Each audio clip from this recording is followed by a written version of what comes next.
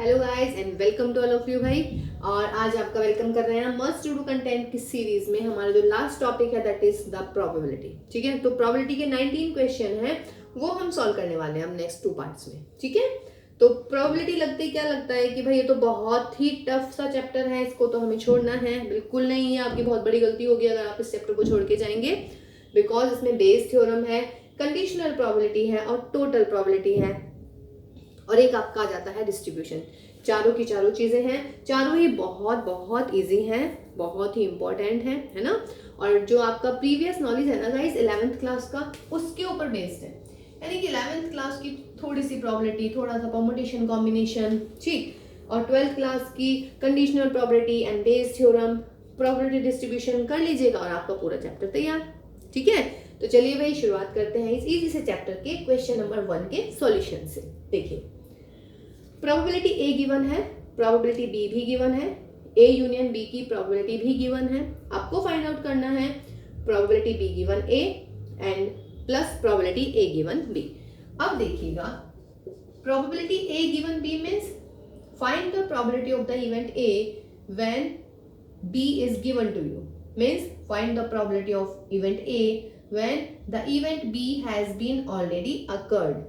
This is known as conditional probability.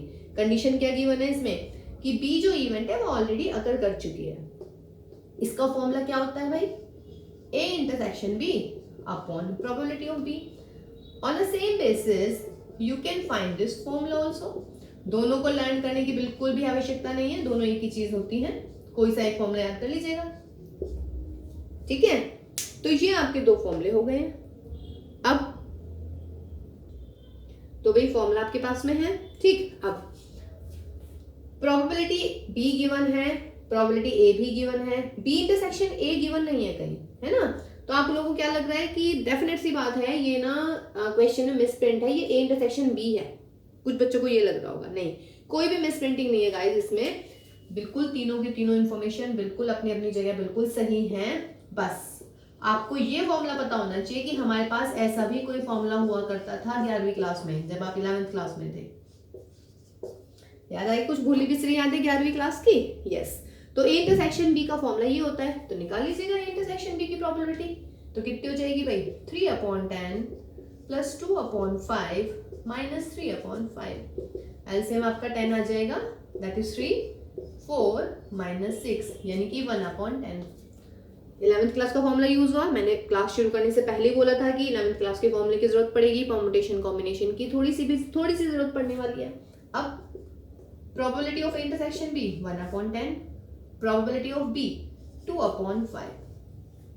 सही है जी, 5 2 तो that is 1/4। Probability A intersection B 1/10, probability A 3/10, 10 से 10 उड़ाइएगा 1/3। तो देयरफॉर आपको निकालनी है probability A given B plus probability B given A. तो 1/3 plus 1/4, take LCM and you will get your answer. तो आंसर आ गया आपका 7/12। बहुत ही सिंपल सा क्वेश्चन था।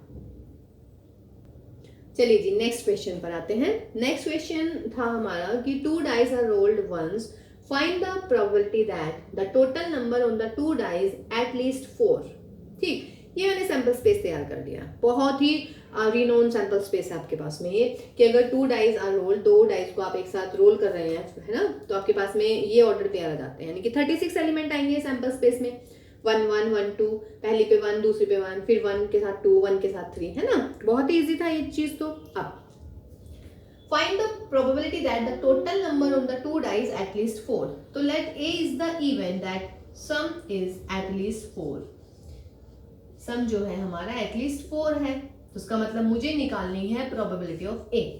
ये मुझे फाइंड आउट करना है कि what is this probability. Now some is at least 4 यानी कि कम से कम जो सम है इन दोनों का 4 आना चाहिए। जो 2 नंबर है कम से कम 4 आ सकता है, इसका मतलब क्या हुआ? इन शॉर्ट आप लिख सकते हो ग्रेटर देन और इक्वल टू 4। 4 या 4 से ज्यादा, इसका मतलब यही होता है ना एटलीस्ट का। तो 4 से ज्यादा का मतलब, या 4 भी, 1 3 1 4 1 5 1 6, 2 2 2 3 2 4 2 5 2 6, 3 1 3 2, सारे आ जाएंगे आगे वाले तो, या नहीं? आप खुद सोचिए ना। सम जो है 4 होना चाहिए या 4 से ज्यादा होना चाहिए। इन दोनों को जोड़िए, इन दोनों का सम कितना है 2, ये नहीं आएगा। इन दोनों का सम कितना है 3, ये भी नहीं आएगा भाई। इसका सम कितना है 4, ये आ जाएगा। इसका सम कितना है 5, ये भी आएगा। इन दोनों का सम 6, इन दोनों का 7। ठीक, 2 और 1 3, ये नहीं आने वाला। 2 और 2 4, ये भी आएगा। 3 और 2 5, 4 और 2 6, 5 और 2 7, 6 और 2 8, 3 और 1 4, 3 2 5 6 7 8 9, और आगे तो सारे 4 से बड़े हैं ही। तो एक तरीका तो ये हो गया इस क्वेश्चन को करने का कि सम इज एटलीस्ट 4 में कितने एलिमेंट्स आ जाएंगे आपके। बस ये 3 हटा लीजिएगा आप, 1 2 एंड 3। टोटल कितने एलिमेंट्स हैं आपके पास में? टोटल है 36। तो 36 में से आप हटा लीजिएगा भाई 3, यानी कि ये गया और ये गया। तो आंसर कितना आने वाला है 33/36, दैट इज 11/12। एक तरीका तो ये है इस क्वेश्चन को करने का कि आपने इसमें सम इज एटलीस्ट 4 वाले सारे काउंट कर लिए। अब देखिए एटलीस्ट 4 यानी कि ग्रेटर देन 4, इसका मतलब है अगर मैं इसका a कॉम्प्लीमेंट कर दूं तो a कॉम्प्लीमेंट का मतलब क्या हो जाएगा लेस देन 4। इसका मतलब मैं प्रोबेबिलिटी a कॉम्प्लीमेंट निकाल लूं, सही है ना। तो probability of a complement is less than 4 और मुझे चाहिए प्रोबेबिलिटी ऑफ a। तो उसका मतलब है हम कैसे कर सकते हैं, probability of a is 1 minus probability of a complement. Means इसका हमने कॉम्प्लीमेंट कर दिया। देखिए ग्रेटर देन 4, ग्रेटर देन और इक्वल टू 4 का कॉम्प्लीमेंट क्या होगा लेस देन 4। ठीक, यानी कि ये a कॉम्प्लीमेंट हो हमारा। तो मैंने क्या किया, प्रोबेबिलिटी ऑफ a कॉम्प्लीमेंट मतलब कि लेस देन 4 निकाल दीजिएगा आप और उसको माइनस कर दीजिएगा 1 में से, तो आपका आंसर आ जाएगा। सही है ना। ठीक, तो अगर मैं a मान लेती हूँ ये, let a is the event that the sum is less than 4, तो उसका मतलब है मुझे निकालना है व्हाट a कॉम्प्लीमेंट। तो क्या आने वाला है 1 माइनस प्रोबेबिलिटी ऑफ a। अब लेस देन 4 में कौन कौन सा पेयर है, सम कहाँ आ रहा है 4, 1 2 और 3। इसका मतलब 1 माइनस 3/36, 1 माइनस 1/12, यानी कि 11/12। दोनों बिल्कुल मतलब इजी हैं, दोनों एक जैसे ही हैं। इसमें मैंने क्या किया, इसमें मैंने सारे पेयर काउंट कर लिए जिनका सम ग्रेटर देन और इक्वल टू 4 है। इसमें मेरे पास कम पेयर थे, है ना। ये जब हम रैंडम वेरिएबल पढ़ेंगे तो वहां पे काम आएगा। ये x ग्रेटर देन और equal to 4 is 1 minus probability x less than 4, ये हमने यूज किया है फिलहाल यहाँ पर। ठीक, क्योंकि लेस देन 4 में सिर्फ 3 एलिमेंट काउंट करने थे और वैसे दिक्कत उसमें भी नहीं हुई है। ग्रेटर देन 4 में हमने सारे एलिमेंट काउंट कर लिए। 3 हटा दीजिएगा, 36 टोटल है, तो 36 में से 3 हटा के आपके 33 बचते हैं। तो whichever is easy to you, just adopt that. देखिए जी, question number 3 is find the probability distribution of the number of successes in 2 tosses of a die. एक डाई को 2 बार टॉस करा, सैंपल स्पेस पिछले वाले क्वेश्चन का है। When a success is defined as the number greater than 5। ठीक, मतलब कि जो इस एक्सपेरिमेंट में सक्सेस है वो तब है अगर नंबर जो है 5 से बड़ा आ जाए। ठीक, कितनी बार टॉस कर रहे हैं हम, मतलब 2 बार टॉस कर रहे हैं। तो 2 बार टॉस करने का मतलब क्या हुआ कि भाई एक भी बार मुझे सक्सेस ना मिले। मीन्स ना तो पहली बार 5 से बड़ा नंबर आया, ना दूसरी बार 5 से बड़ा नंबर आया। इसका मतलब 0 सक्सेस, कोई सक्सेस नहीं मिली मुझे। ऐसा हो सकता है कि भाई मुझे एक बार सक्सेस मिल जाए। एक बार सक्सेस मिलने का मतलब जब मैंने पहली बार टॉस किया तो 5 आ गया, 5 से बड़ा नंबर आ गया। ठीक है, या फिर जब मैं दूसरी बार टॉस कर रही हूँ तब मेरा 5 से बड़ा नंबर आया, यानी कि मुझे सक्सेस 1 मिली ना। या फिर ऐसा भी हो सकता है बच्चों कि दोनों बार सक्सेस मिल जाए। दोनों बार सक्सेस मिलने का क्या मतलब हुआ है, दोनों बार सक्सेस मिलने का मतलब ये हुआ पहला टॉस किया तब भी एक नंबर ग्रेटर देन 5 आया, दूसरी बार टॉस किया तब भी एक नंबर ग्रेटर देन 5 आया। तो this is the expected value of random variable. ये हमारा कैपिटल X रैंडम वेरिएबल होता है। इस रैंडम वेरिएबल की सबसे पहले हमें वैल्यूज लिखनी होती है कि कितनी, मतलब क्या क्या पॉसिबिलिटी है। 0 बार सक्सेस आना, 2 में से 1 बार सक्सेसफुल होना, या दोनों की दोनों बार सक्सेस आना। अब प्रोबेबिलिटी डिस्ट्रीब्यूशन के लिए फर्स्ट ऑफ ऑल तो आपको रैंडम वेरिएबल की वैल्यू निकालनी पड़ती है। After that her random variable की जो वैल्यू है उसकी प्रोबेबिलिटी निकालनी है। अब मैं कह रही हूँ कि प्रोबेबिलिटी निकालनी है x इज इक्वल टू 0 की। x इज इक्वल टू 0 की मतलब दोनों टॉसेस में कहीं पर भी 5 से बड़ा नंबर नहीं आया। Got my point. दोनों टॉसेस में एक बार भी 5 से बड़ा नंबर नहीं आया। तो कौन कौन से ऑर्डर पेयर आएंगे भाई यहाँ पर? चलिए आधी हेल्प कर देती हूँ। टोटल नंबर ऑफ केसेस है 36। अब आपको बताने हैं फेवरेबल। प्रोबेबिलिटी की डेफिनेशन क्या होती है? फेवरेबल अपॉन टोटल, है ना। तो एक भी नंबर 5 से बड़ा कहाँ कहाँ नहीं है? 1 में कोई 5 से बड़ा नंबर नहीं है, इसमें भी नहीं है, यहाँ भी नहीं है, यहाँ भी नहीं है, यहाँ भी नहीं है। मैं कह रही हूँ ग्रेटर देन 5, तो 5 को कंसिडर नहीं करेंगे। यहाँ पर एक तो है। अभी फिलहाल मैं कौन सी प्रोबेबिलिटी ले रही हूँ?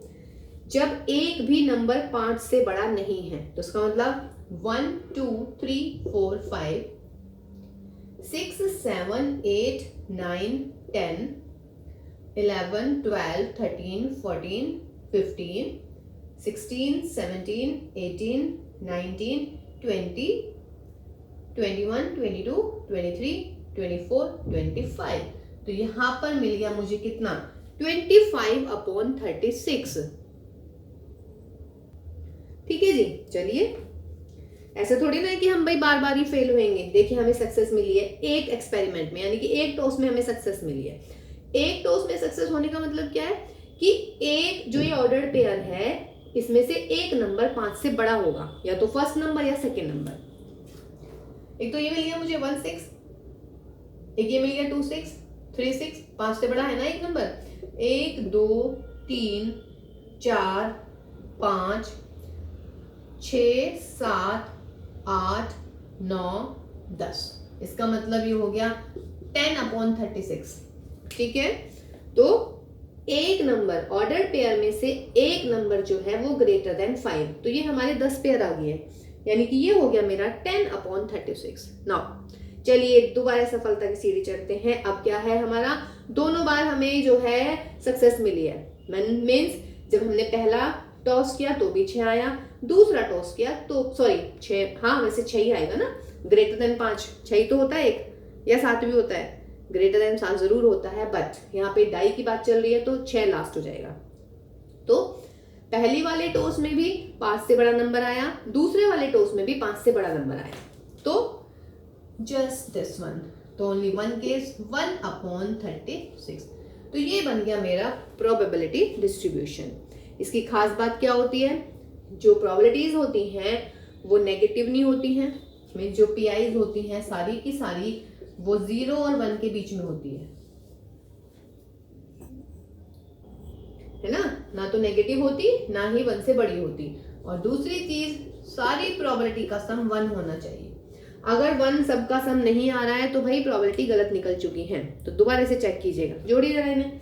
25 10 35 और 36, 36/36 आ गया 1। ठीक है। तो इसका मतलब ये हमने सवाल बिल्कुल सही कर दिया है।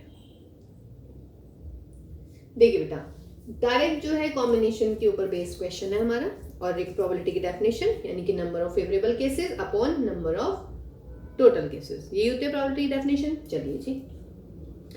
Out of 8 outstanding students of the school, in which 3 boys and 5 girls, a team of 4 students to be selected. Means सारांश लिख देती हूँ मैं इस क्वेश्चन का। 8 बच्चे हैं, 8 में 3 बॉयज हैं 5 गर्ल्स हैं, हमें 4 की टीम तैयार करनी है। ठीक है। अब उन 4 में हम क्या कह रहे हैं कि 2 बॉयज होनी चाहिए और 2 गर्ल्स होनी चाहिए। ठीक। तो पूछ रहे हैं what is the probability, find the probability that 2 boys and 2 girls are selected.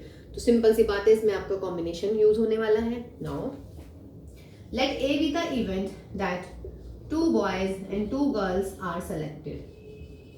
ये हमने सेलेक्ट कर दिए हैं, तो इसका मतलब प्रोबेबिलिटी ऑफ A निकालनी है। ऊपर आता है favourable number of cases, upon में क्या आते हैं? टोटल नंबर ऑफ केसेस, है ना। तो total number of cases means कितने टोटल कैंडिडेट है मेरे पास में? 8 में से मुझे कितनों को चूज करना है? 4 को। तो कॉम्बिनेशन लगता है जब भी आप सेलेक्ट करते हैं, तो 8C4। अब ऊपर आते हैं फेवरेबल। फेवरेबल का मतलब जो आपकी इवेंट है वो, मींस 2 बॉयज चूज करने हैं फ्रॉम हाउ मेनी? 3 बॉयज। तो बच्चों 3 बॉयज में से 2 बॉयज ऐसे चूज होंगे एंड 2 गर्ल्स आउट ऑफ 5, तो 5C2। तो ये आपका सिंपल सा आंसर। जस्ट हमने कॉम्बिनेशन और प्रोबेबिलिटी की डेफिनेशन यूज की है, number of favourable outcomes upon number of total outcomes. ठीक। तो टोटल कितने थे हमारे पास में? 8 कैंडिडेट थे, 8 में से हमें 4 को चूज करना था, ये हमारा टोटल हो गया है। नाउ क्या बाइफर्केशन हुआ है कि 2 बॉयज एंड 2 गर्ल्स, तो 2 बॉयज लेने हैं, बॉयज कितने हैं हमारे पास में 3 बॉयज, तो 3 बॉयज में से 2 बॉयज को सिलेक्ट करने का तरीका ये हो गया। After that you have to choose 2 girls among 5 girls, तो in this way यानी कि 5C2 you can choose 2 girls among 5। ठीक, इसको सॉल्व कर लेते हैं। 3C2 will be what 3 and 5C2 वैसे 10 होता है, लिख लेते हैं। 8C4 की वैल्यू लगा लेते हैं, 8 7 6 5 4 फैक्टोरियल, 4 फैक्टोरियल इंटू 4 फैक्टोरियल। ये तो आई थिंक मुझे रिवीजन की जरूरत नहीं है इसमें। फॉर्मूला 8CR का क्या हो जाता है 8 फैक्टोरियल अपॉन 8 माइनस 4 यानी कि 4 फैक्टोरियल इंटू 4 फैक्टोरियल। काट पीट दीजिएगा। ये मैं एज्यूम करके चल रही हूँ कि ये आपको आता है कॉम्बिनेशन। नाउ 6 गया भाई, 3 2 एंड 2, तो that is 30 upon 2 into 7 into 5, तो 5 2 10 यानी कि 3, तो आंसर इज व्हाट 3 अपॉन 7। देखिए जी नेक्स्ट क्वेश्चन कि assume that each born child is equally likely to be boy और ए गर्ल। ठीक, बहुत ही शानदार बात कह दी गई है फर्स्ट लाइन में ही। चलिए, if a family has 2 children what is the conditional probability that both are girls given that youngest is a girl. देखिए जो ये वाला वर्ड आता है ना, given that, it is already known that, it is found that, इसका मतलब ही ये होता है कि ये कंडीशनल प्रोबेबिलिटी गिवन है आपको। गिवन मतलब कि ये कंडीशनल प्रोबेबिलिटी का क्वेश्चन है आपके पास में। ठीक है भाई, तो ये चीज ध्यान रखिएगा।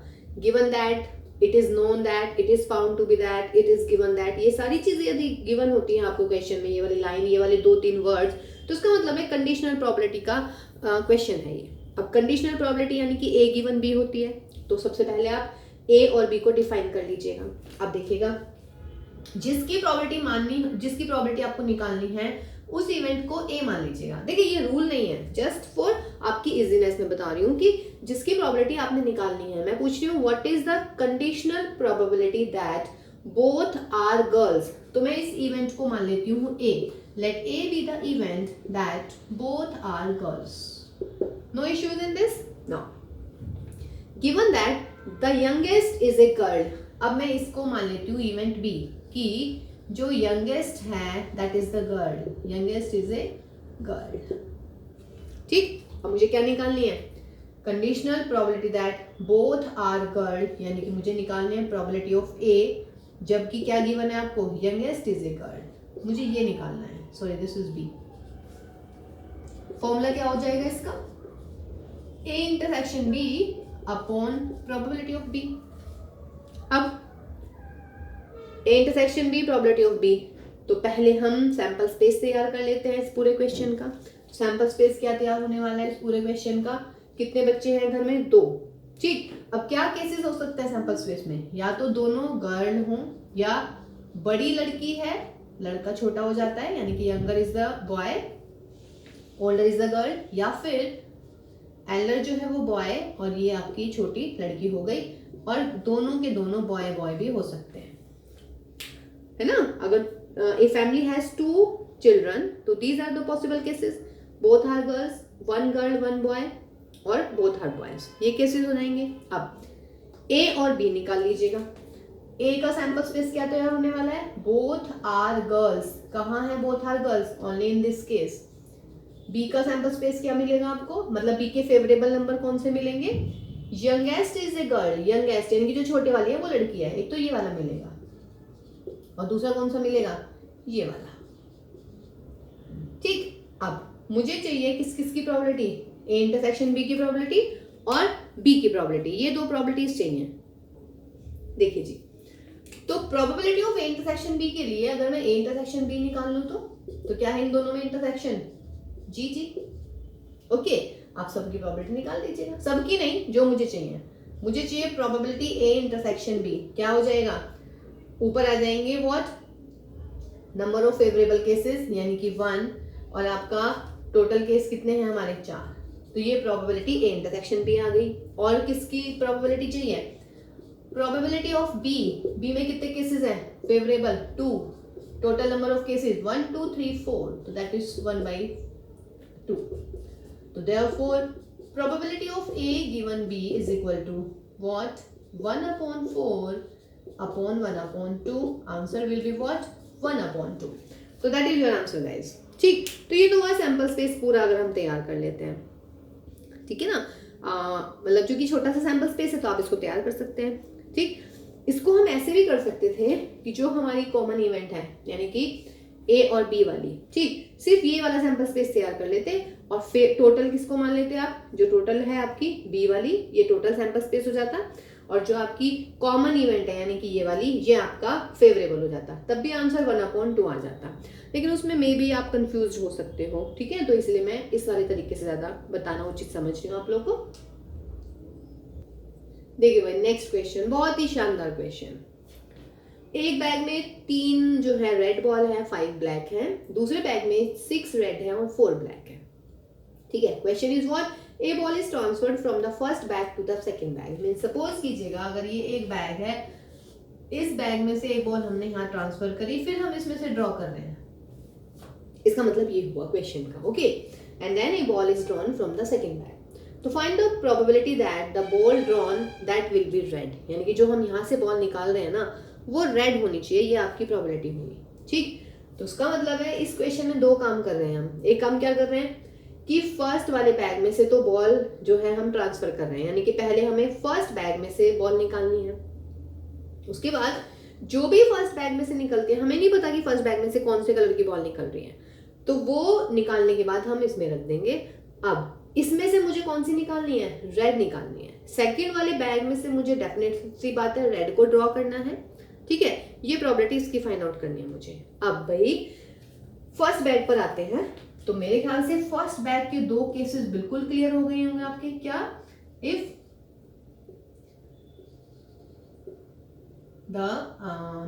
the transfer ball from bag 1 is red. I mean मेरे पास में 2 तरीके से मैं बैग 1 में से बॉल निकालूंगी. 2 तरीके से निकल सकती है ना भाई, या तो रेड निकलेगी, ठीक, या फिर ब्लैक निकलेगी. अब अगर रेड निकल रही है मेरी फर्स्ट वाली थ्रो में, तो प्रोबेबिलिटी कितनी होगी, फर्स्ट वाली ट्रांसफर में, तो रेड कितनी है मेरी 3 और टोटल बॉल कितनी है 8. ये होगी हमारी प्रोबेबिलिटी. ये हमारी अभी फर्स्ट बैग की बात कर रहे हैं हम. ठीक, दूसरा केस क्या होने वाला है, if the transferred ball from bag 1 is, क्या हो सकती है, ब्लैक. ठीक, ब्लैक कितनी है भाई 5, तो उन 5 में से निकल जाएंगे अपॉन टोटल कितने हैं 8. ये बात क्लियर हुई या नहीं. पहले मुझे पहले वाले बैग में से एक बॉल निकालनी है, निकालने के बाद वो मुझे इसमें रखनी है. ठीक, तो पहले वाले बैग में से 2 केसेस हो सकते हैं बच्चों, या तो रेड निकल सकती है या ब्लैक निकल सकती है. फर्स्ट केस देखिए, या आ गया है, या का मतलब बीच में प्लस आ जाता है, यही है ना. तो या तो रेड बॉल निकलेगी यानी कि 3/8 फेवरेबल अपॉन टोटल, या का मतलब प्लस, या फिर ब्लैक निकलेगी फेवरेबल 5 अपॉन में 8 आ गया. No issues here. No, experiment कब पूरा होगा मेरा, मैंने यहां से ट्रांसफर कर दी बॉल यहाँ, अब मैं यहां से निकाल रही हूँ. अब लेकिन जो सेकंड वाला बैग है ना, उसमें से मुझे रेड बॉल ही निकालनी है. इसी की बात की तो प्रोबेबिलिटी निकाल रहे हैं हम, सही है ना. अब सेकंड बॉल में प्रोबेबिलिटी निकालनी है मुझे. लेट, वो इवेंट में ए मान लूंगी, let the A be the event then that the ball drawn from second bag is red. ये आप अपने शब्दों में लिख लीजिएगा. ठीक, मैंने ए को डिफाइन कर दिया है. तो प्रोबेबिलिटी ऑफ ए की बारे में वो बात कर रहे हैं. तो probability of A is what, पहले बैग में से निकली कौन सी, रेड, इनटू, अब दूसरे में से भी रेड निकलनी है, दूसरे का तो है ही रेड. अब दूसरे बॉल में कितनी रेड है 6, एक रेड यहां से आ चुकी है, तो यानी कि टोटल रेड कितनी हो गई यहाँ पर 7. टोटल बॉल कितनी होगी 6 और 4 10 थी, एक और आ गई है यानी कि कितनी हो गई 11. ओके, दूसरे केस पे आइएगा. दूसरे केस में से जो फर्स्ट बैग है उसमें से निकली है मेरी ब्लैक बॉल. ओके, तो ब्लैक मतलब क्या हो गया यहाँ पे अब की बार, इस केस में मेरे पास 6 रेड हो गई और 5 ब्लैक हो गई. और फर्स्ट केस में क्या थी मेरी 7 रेड एंड 4 ब्लैक. ये मेरे सेकंड बैग की बात चल रही है. ठीक है ना, ये हमारे सेकंड बैग की बात है. तो सेकंड बैग में अगर फर्स्ट वाले से रेड आई है तो यहाँ पे होगी मेरी रेड 7/7 और 4 11. अब आई एंड समझ रहे हैं, या तो ये वाला केस या फिर ये वाला केस, तो और के बीच ले तो प्लस लग गया। एंड मतलब कब आता है, फर्स्ट बैग में से बॉल निकाली एंड सेकंड में से फिर निकाली। ठीक, यहाँ पे कितना आएगा, यहाँ पे सोचिए आप बच्चों कितना आना चाहिए, यहाँ पे मुझे रेड ही निकालनी है, रेड कितनी है मेरी 6 और टोटल कितनी है मेरी 11। ठीक है, तो ये आपका आंसर आया। कोई दिक्कत इसमें, देखिएगा फर्स्ट बैग में कोई भी दिक्कत नहीं होनी चाहिए। फर्स्ट बैग में मेरी हमेशा ही 3 रेड हैं और 5 मेरी ब्लैक हैं, 3 रेड हैं और मेरी 5 ब्लैक हैं। ठीक, तो फर्स्ट केस में अगर रेड बॉल ट्रांसफर होती है, रेड बॉल मैंने निकाली तो 3 रेड हैं, टोटल हो गया 8, 3/8। एंड इस रेड बॉल को मैंने सेकंड वाले बैग में डाल दिया। सेकंड में ऑलरेडी 6 थी, 6 और 1 अब की बात 7 रेड हो गई हैं, 4 ब्लैक रह गई हैं, तो 7 और 4 11 और ऊपर रेड का फेवरेबल 7।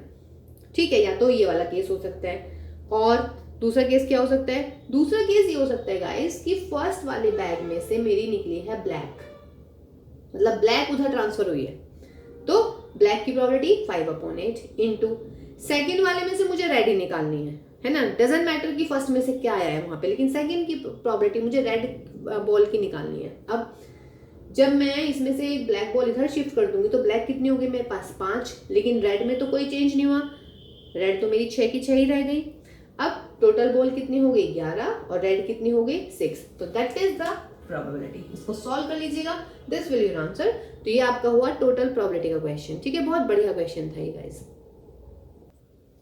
देखिए जी नेक्स्ट क्वेश्चन, क्वेश्चन नंबर 7।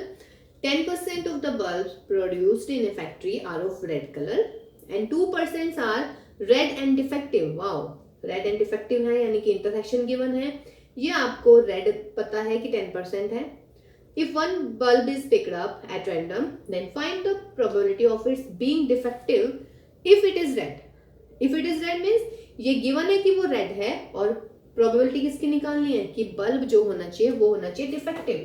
तो let D be the event that the bulb is defective and R is the event then the bulb is what red. D और R लिख रही हूँ, आप A और B लिख लीजिएगा, no issues, है ना, मतलब बस मुझे क्लियर रहेगा। D मीन्स डिफेक्टिव है, R मीन्स रेड है, तो let D be the event that the bulb is defective and R be the event that the bulb is red. देखिए मैंने डायरेक्ट लिख दिया है कि आपको निकालना क्या है इस क्वेश्चन में। देखिएगा निकालना क्या है, find the probability of its being defective, यानी कि find the probability that the bulb is defective if it is red, यानी कि if it is given that this is red, तो आपको निकालना है D गिवन R।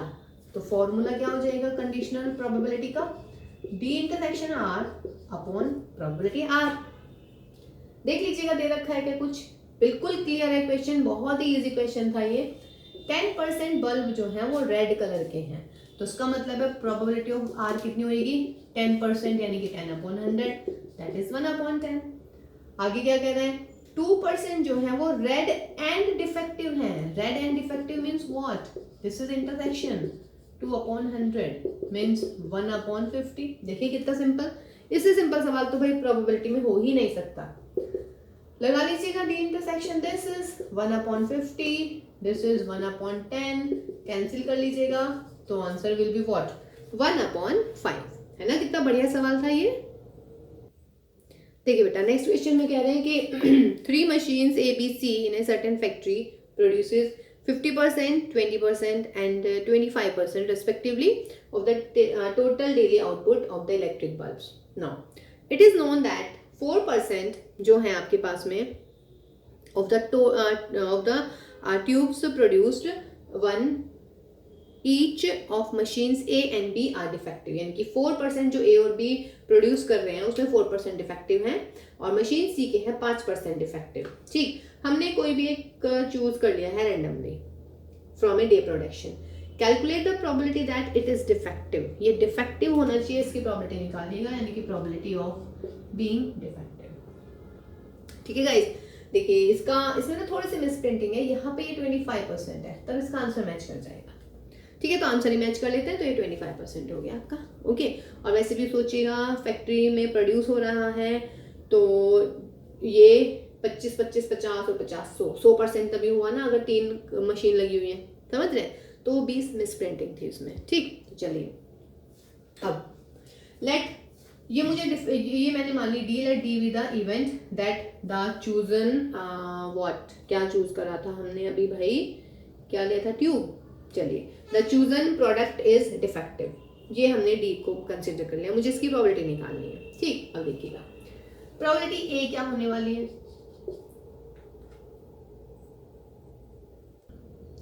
पर प्रोबेबिलिटी ए से पहले पहले ए इवेंट क्या है कि let A be the event that the product will be produced by machine A.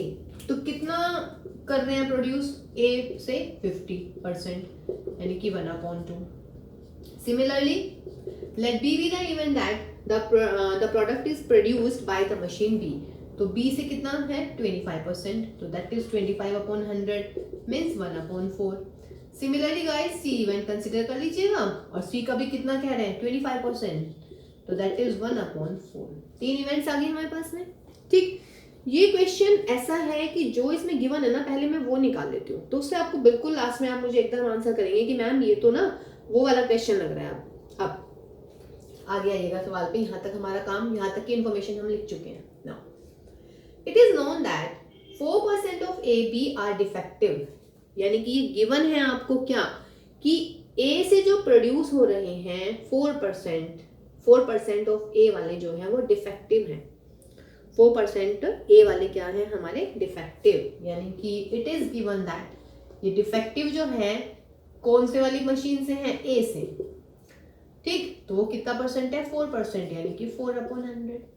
Similarly probability of defective product by machine B, वो कितना है गाइस, वो भी 4% है, तो दैट इज 4/100। नाउ सी से कितना परसेंट है, इसको समझते हैं क्या है, probability of D given C means what, कि probability that the product is defective by the machine C. तो मशीन सी से है हमारा 5%, यानी कि 5/100। अब मुझे क्या निकालना है गाइस, मुझे निकालना है, एक हमने चूज कर लिया कोई भी एक प्रोडक्ट रैंडमली, अब वो पूछ रहे हैं कि what is the probability that it is defective, यानी कि प्रोबेबिलिटी डी पूछ रहे हैं। तो प्रोबेबिलिटी डी, यानी कि ये हो गया मेरा टोटल प्रोबेबिलिटी का क्वेश्चन। तो क्या होगा ये,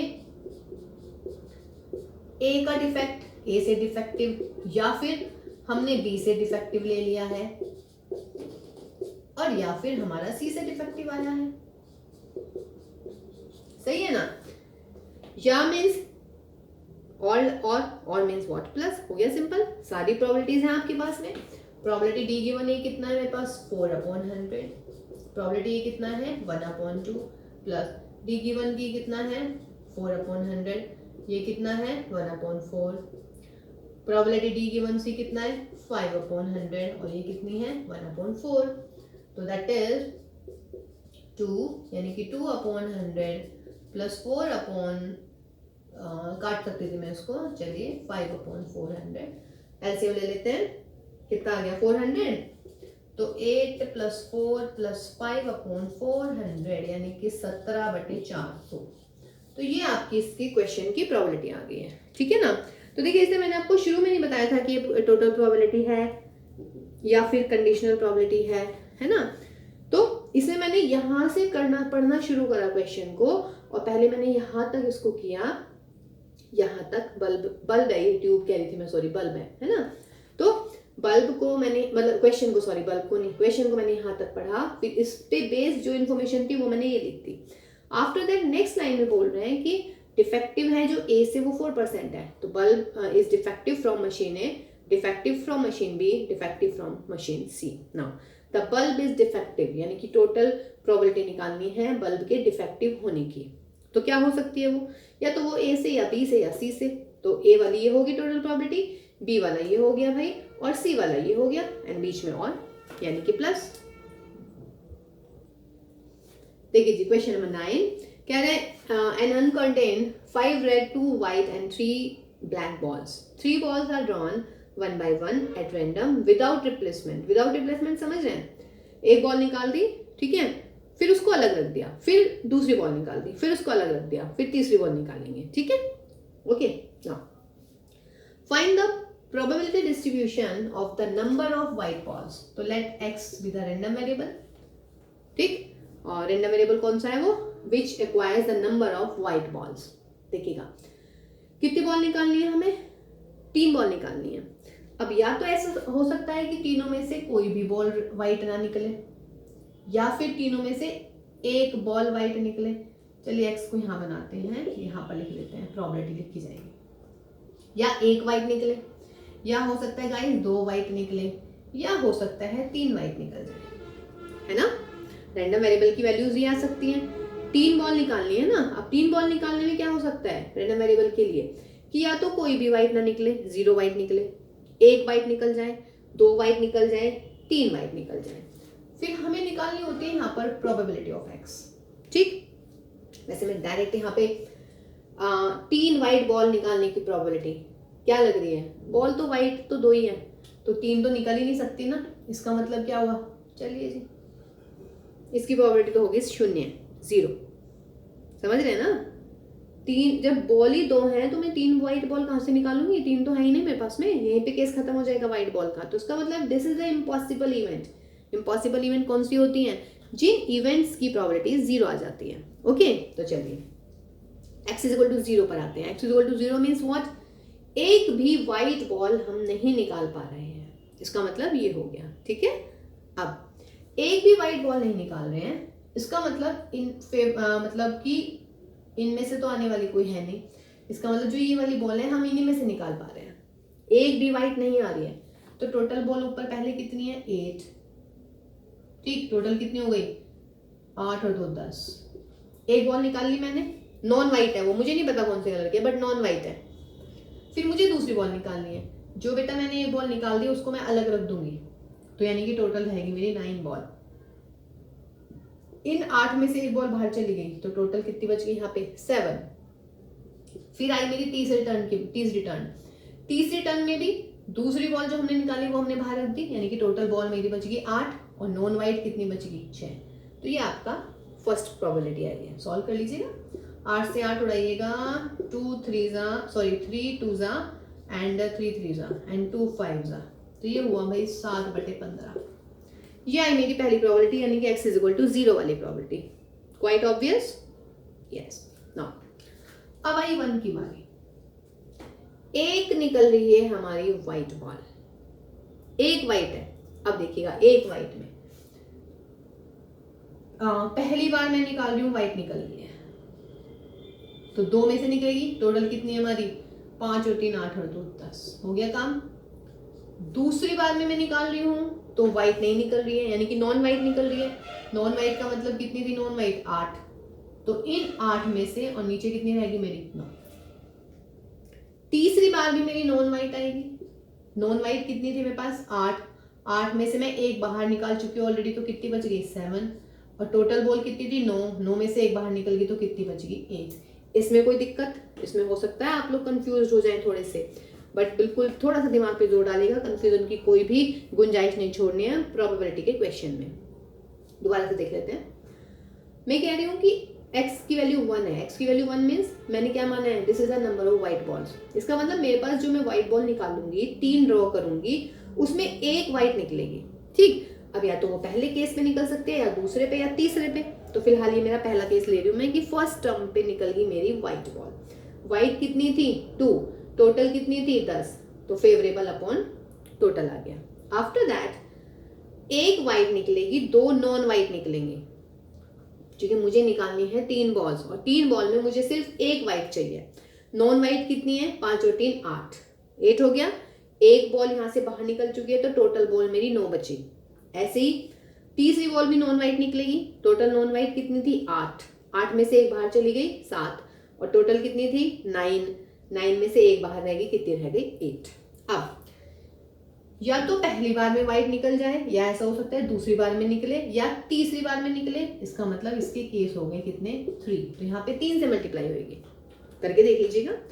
पहली वाली में निकली है नॉन व्हाइट, तो पहली वाली में नॉन व्हाइट का मतलब नॉन व्हाइट कितने मेरे पास? 8। तो 8/10 आ जाएगा, है ना। अगली वाली में निकली व्हाइट, व्हाइट कितनी है? 2। तो 2/9 आ जाएगा। और तीसरी वाली में नॉन व्हाइट 7/8। मल्टीप्लाई करोगे तो सेम ही आने वाला है। ऐसी जब थर्ड वाले स्टेप पे निकलेगी, तो थर्ड वाले स्टेप पे क्या करेंगे? फर्स्ट वाले में निकली है हमारी कौन सी बॉल? या चलिए कर ही देते हैं इसको, कभी आप कंफ्यूज हो जाते हैं। सेकंड पे आइएगा, या तो फर्स्ट ड्रॉ में निकली या सेकंड ड्रॉ में। अब सेकंड ड्रॉ में यानी कि फर्स्ट में कौन निकलेगी, नॉन वाइट। टोटल बॉल कितनी थी 10। सेकंड में निकल रही है वाइट, वाइट कितनी है 2 और टोटल कितनी बच गई 9। थर्ड में नॉन वाइट, नॉन वाइट में से 8 में 1 बाहर चली गई है तो 7/8। या फिर तीसरे में वाइट निकल जाए, पहले वाले में नॉन वाइट 8/10, दूसरे वाले में भी नॉन वाइट 7/9, तीसरे वाले में वाइट, तो वाइट है हमारी 2 लेकिन 2 नॉन वाइट बाहर जा चुकी है तो टोटल बच गई 8। तो देखना एक ही तो है सब कुछ, तो या तो 3 से मल्टीप्लाई कर लीजिएगा या अलग अलग करके लिख लीजिएगा। 3 से मल्टीप्लाई कर लीजिएगा, ठीक है। अब आते हैं हम, जब हमारी दोनों की दोनों वाइट निकल गई, चलिए जी, दोनों की दोनों वाइट का मतलब पहले ड्रॉ में दूसरे में तीसरे में नहीं, पहले में दूसरे में नहीं तीसरे में, पहले में नहीं दूसरे में तीसरे में, यानी कि जितने भी केस आएंगे उसमें मैं 3 से मल्टीप्लाई कर दूंगी। तीनों एक से रहने वाले हैं, क्योंकि देखिए रिप्लेसमेंट है, पहले 10 आएंगे फिर 9 हो जाएंगे फिर 8 हो जाएंगे। तीनों में डिनोमिनेटर सेम रहेगा, न्यूमरेटर भी आगे पीछे हो जाएगा। चलिए, जब 2 वाइट निकले, पहले में भी दूसरे में भी, पहले में 2 थी टोटल थी 10, सेकंड रो में बॉल रहेगी 9 और वाइट कितनी रह गई, 2 में से 1 बाहर चली गई थी 1 रह गई। तीसरे केस में निकल रही है नॉन वाइट, नॉन वाइट कितनी है 5 और 3 8 और टोटल भी बेटा 8 ही थी, ठीक। प्लस फर्स्ट वाले में निकल गई यानी कि 2/10, दूसरे में नॉन वाइट, नॉन वाइट है मेरी 8 लेकिन टोटल बॉल रहेगी मेरे पास 9। तीसरी वाली वाइट, वाइट में से 2 थी, 2 में से 1 हम पहले निकाल चुके हैं तो 1 बची /8। ठीक है, सेम ही आ रहा है ना, बस डिजिट आगे पीछे हो रही है। अब बेटा पहली वाली में नॉन वाइट, नॉन वाइट मतलब कितनी थी 5 और 3 8 8/10, दूसरी वाली में वाइट 2/9, तीसरी वाली में वाइट 1/8। ये प्रोबेबिलिटी आ गई है। तो this is the probability distribution. इसको ऐड अप करके देख लीजिएगा, और 3 तो बॉल निकलेंगे नहीं क्योंकि 3 हमारे पास है ही नहीं, है ना, उधार मांगना मना है तो इसका मतलब 0। ओके, ऐड अप कर लीजिएगा तो आपका इसका डिस्ट्रीब्यूशन का प्रोबेबिलिटी का जो सम है वो 1 आ जाएगा। देख लीजिए, आज की क्लास का लास्ट क्वेश्चन है, क्वेश्चन नंबर 10। कह रहे हैं कि if A and B throw a die alternatively till one of them gets a number greater than 4 and wins the game. ठीक है जी, ए और बी दोनों खेल रहे हैं, डाई को थ्रो कर रहे हैं, जिसका भी नंबर पहले 4 से बड़ा आ जाएगा वो इस गेम को जीत जाएगा। Now if A starts the game, what is the probability of B winning. B को हमें विन कराना है और ए स्टार्ट कर रहा है गेम को, ठीक। तो इसमें हम सपोज कर लेते हैं कि let P is the probability of success, क्योंकि दोनों की प्रोबेबिलिटी की सक्सेस की प्रोबेबिलिटी सेम ही है। तो P प्रोबेबिलिटी ऑफ सक्सेस है, और सक्सेस कब आएगी, जब A या B को 4 से बड़ा नंबर मिल जाएगा। 4 से बड़ा नंबर मिलने का मतलब क्या हुआ भाई, 4 से बड़ा नंबर मिलने का मतलब है या तो 5 आ जाए या 6 आ जाए। तो टोटल केस कितने हो गए 6 और फेवरेबल कितने हो गए 2, तो that is what 1/3। Number greater than 4, तो ग्रेटर देन 4 का मतलब यही हुआ ना कि नंबर जो है क्या होना चाहिए आपका 4 से बड़ा। तो 4 से बड़ा नंबर यानी कि 5 और 6, तो फेवरेबल हो गए 2, टोटल हो गए 6, ये होगी 1/3। नाउ क्यों मान लेते हैं probability of failure. Probability of failure ये किसके इक्वल हो जाता है 1 - p, दैट इज 1 - 1/3, तो इसका मतलब 2/3, और दोनों की सेम ही रहेगी ना। ए के सक्सेस होने की प्रोबेबिलिटी 1/3, ए के फेल होने की प्रोबेबिलिटी 2/3। सिमिलरली बी के फेल होने की 2/3 और बी के सक्सेस होने की 1/3। हमें किसको जिताना है, हमें जिताना है बी को। गेम कौन स्टार्ट कर रहा है, गेम स्टार्ट कर रहा है हमारा व्हाट ए। तो प्रोबेबिलिटी ऑफ ए मतलब ए ने ई ले लेते हैं, let E be the event that B wins the game. Okay, ना तो प्रोबेबिलिटी ऑफ ई निकालनी है बेटा। अब बताइएगा ए ने गेम स्टार्ट किया, ओके, मुझे जिताना है बी को। तो अगर ए ने गेम स्टार्ट कर दिया है तो इसका मतलब क्या हुआ, ए को हारना पड़ेगा तभी बी जीत पाएगा, या नहीं। पहले देखिए ए ने थ्रो किया, ओके। अब ए का या तो 4 से ग्रेटर नंबर आएगा या 4 से लेस आएगा। अगर 4 से लेस आ गया तो उसका मतलब वो नहीं जीता, तो बी की बारी आ गई, बी जीत गया यहाँ पे, ठीक। उसके बाद में और केस क्या हो सकते हैं, और ए नहीं जीता तो फिर बी की बारी आई, बी भी नहीं जीता, फिर ए की बारी आई, ए भी लॉस कर गया, और फिर थर्ड में हमारा बी जीत गया। ये हम क्यों ले रहे हैं ऐसा कुछ, ये सारा हम इसलिए ले रहे हैं क्योंकि हमें बी को विन कराना है। नेक्स्ट पे क्या आएगा, ए जीता नहीं, बी भी जीता नहीं, फिर ए नहीं जीता, फिर बी नहीं जीतता है, फिर ए नहीं जीतेगा, और फिर बी जीत जाता है। यानी कि ये ऐसे होता चला जाएगा, और है तो उसका मतलब यहाँ पे क्या लग जाएगा, आपके पास में बहुत प्लस लगता चला जाएगा। समझ रहे ना ये वाली चीज। बी को जिताना है तो बी कब जीतेगा, जब ए हारेगा। पहले ए हार गया, पहले चांस में बी जीत गया। जरूरी नहीं है बी पहले चांस में जीते, बी नहीं जीता, फिर ए को भी नहीं जिताना है, बी अगले चांस में जीतता है। बी अगर अगले चांस में नहीं जीता तो फिर ए भी नहीं जीतेगा, फिर बी को जिताना है। यानी कि ए को तो हमें जिताना ही नहीं है, और ए स्टार्ट कर रहा है गेम को, बी को हमें विन कराना है। इंडिपेंडेंट है तो दोनों ये सारे प्रोडक्ट अलग अलग हो जाएंगे प्रोबेबिलिटी के। नाउ ए नहीं विन कर रहा, यानी कि फेलियर की प्रोबेबिलिटी आ जाएगी 2/3, बी विन कर गया 1/3, A complement, failure, failure, failure, winning, failure, failure, failure, failure, failure, winning. ठीक है, अब देख लेते हैं इसको सॉल्व करके जरा, ये कितना आने वाला है हमारा। अब मेरे ख्याल से ये बनने वाली है मेरी जीपी, और इसको सॉल्व कर लेते हैं।